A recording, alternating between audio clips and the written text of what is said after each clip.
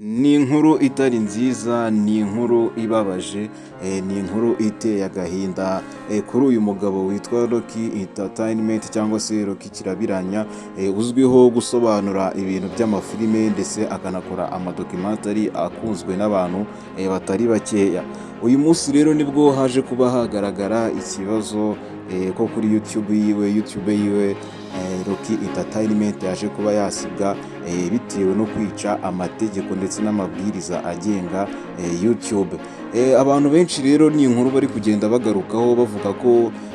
ari ibintu bibabaje cyane rwose, dore ko bagendaga bahakura amakuru ndetse n'ibiganiro byiza rwose byigisha abantu ndetse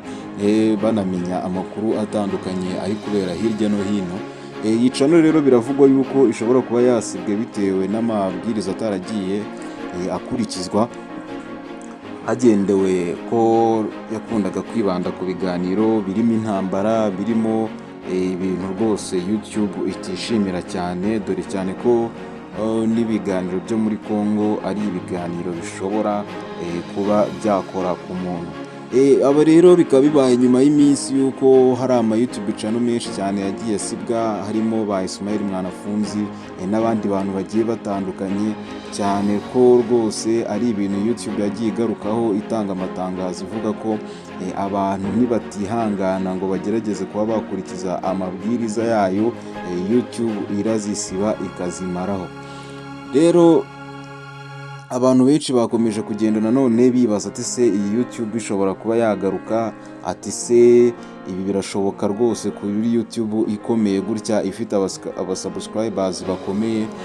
dore ko yari imaje kuzuza miliyoni hafi n'igice ndetse n'abandi bagiye barengaho, akaba yari imwe muri YouTube ikomeye hano mu gihugu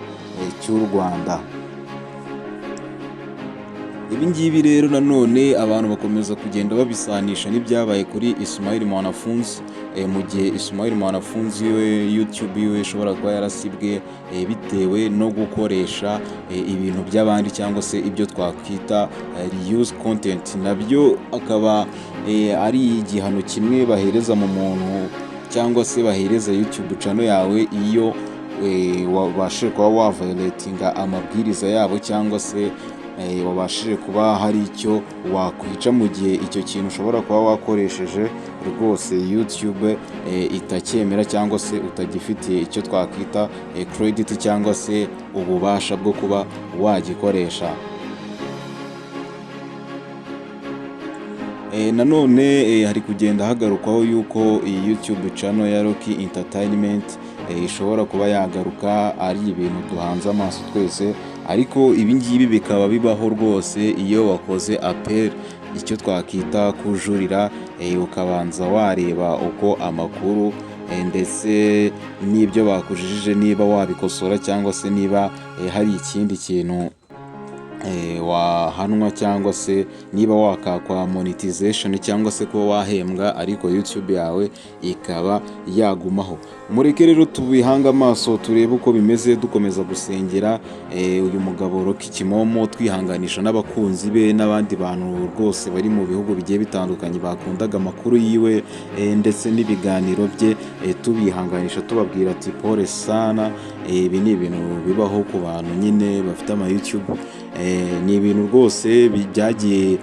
bigarukwaho muri no minsi ishize, abantu benshi rwose bagiye bahura n'iki kibazo, ariko rwose ni ugusenga cyane banyarwanda cyangwa se n'abantu bose bakoresha YouTube, mukomeze kwirinda rwose ibintu bishobora kuba byatuma ama YouTube yanyu asibwa. Ndagira ngo rero ngushimire wabanye natwe, ukomeze kugenda ukurikirana n'ibindi biganiro, kanda subscribe kandi like, utere na comment na sharing, turabakunda cyane. Ciao ciao.